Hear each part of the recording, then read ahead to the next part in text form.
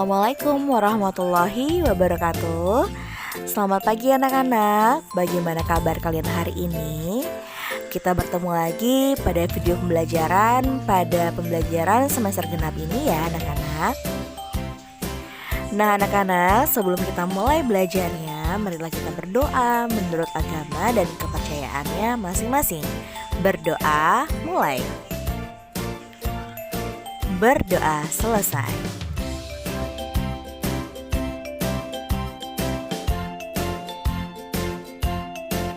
Anak-anak, pada video pembelajaran kali ini kita akan belajar pada tema 6 cita-citaku, subtema 1 aku dan cita-citaku pada pembelajaran pertama. Yuk kita simak bersama-sama materi pembelajaran hari ini.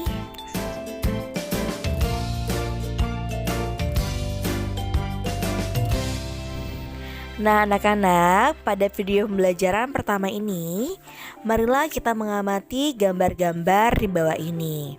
Tuliskan kegiatan atau pekerjaan yang dijelaskan dari gambar. Nah dari sini kita bisa menentukan jenis-jenis pekerjaan yang menjadi sebuah cita-cita. Yang pertama bisa kita lihat ada seorang, ya benar ada seorang guru.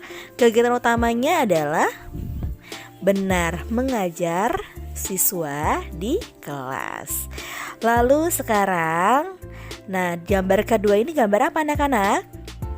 Betul, aku seorang arsitek. Kegiatan utamaku adalah benar, mendesain bangunan.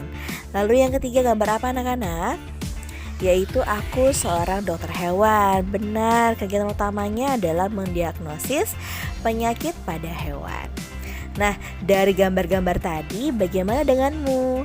Kamu pasti mempunyai mimpi dan harapan tentang kegiatan atau pekerjaan kalian kelak kan? Itulah cita-cita. Sekarang tuliskan tentang cita-citamu, kegiatan utamanya, dan keahlian yang harus kamu miliki sehubungan dengan cita-citamu ya. Ditulis di buku tulis tema.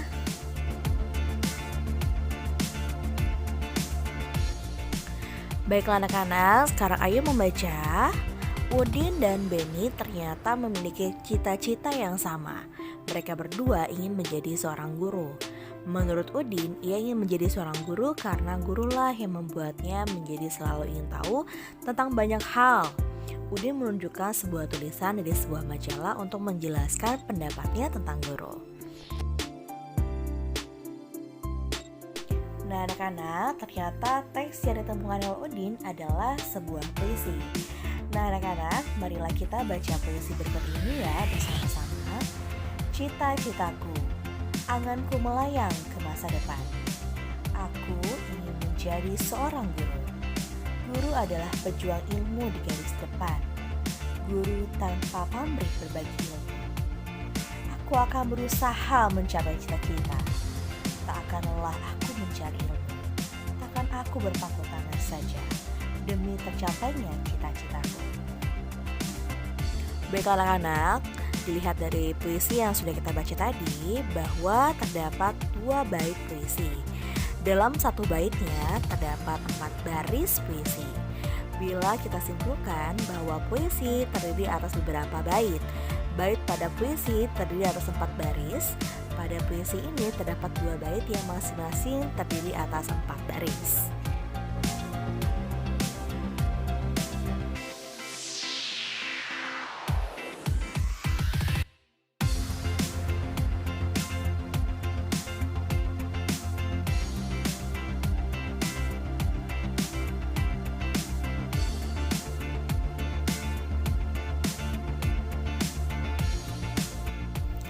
Anak-anak, apakah kalian memiliki hewan peliharaan seperti Udin? Apa saja hewan peliharaan kalian? Bagaimana kalian memeliharanya? Amatilah hewan berikut ini, dan apakah hewan-hewan peliharaan kalian ini mempunyai anak? Gambar-gambar tersebut menunjukkan bahwa ada anak-anak hewan dan ada hewan yang sudah dewasa. Artinya hewan-hewan tersebut mengalami pertumbuhan. Ada tahapan-tahapan yang dilalui oleh hewan itu, dari anak-anak hewan menjadi hewan dewasa.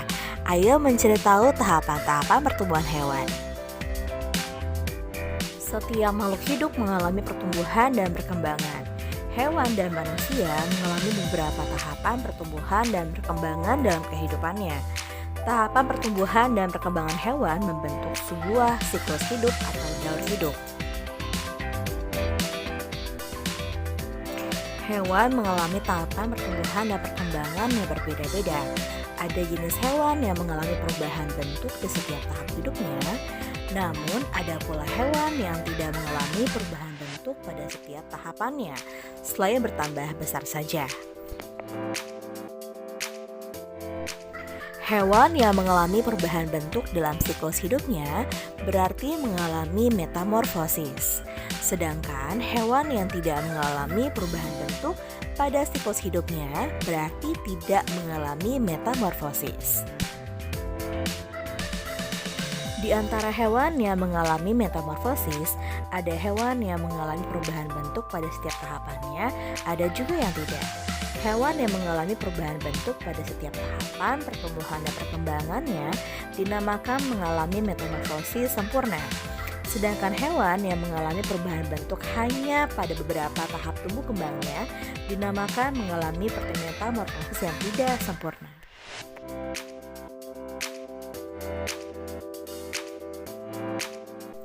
Baiklah anak-anak, berikut ini adalah contoh metamorfosis sempurna yang dialami pada pertumbuhan hewan kupu-kupu, katak, lalat, dan juga nyamuk. Bisa kita lihat di sini bahwa hewan-hewan ini mengalami perubahan bentuk pada setiap tahapannya. Dan berikut ini adalah contoh metamorfosis tidak sempurna yang dialami pada pertumbuhan hewan belalang, kecoa, kepik, capung, dan lain sebagainya. Bisa kita lihat di sini bahwa tidak terlalu banyak perubahan pada setiap pertumbuhannya, selain hanya bertumbuh besar saja. Metamorfosis tidak sempurna pun juga terjadi pada pertumbuhan hewan kucing, kelinci, dan juga ayam. Nah anak-anak, setelah ini yuk sekarang kita kerjakan tugas dari Bu Guru ya.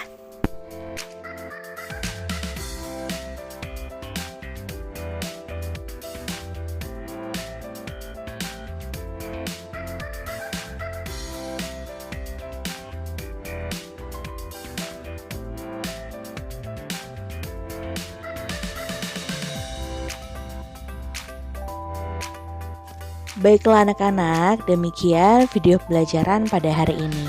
Semoga video ini dapat menambah pemahaman kalian ya. Sampai jumpa lagi pada video pembelajaran berikutnya. Jaga kesehatan dan jangan lupa tugasnya dikerjakan ya anak-anak. Wassalamualaikum warahmatullahi wabarakatuh.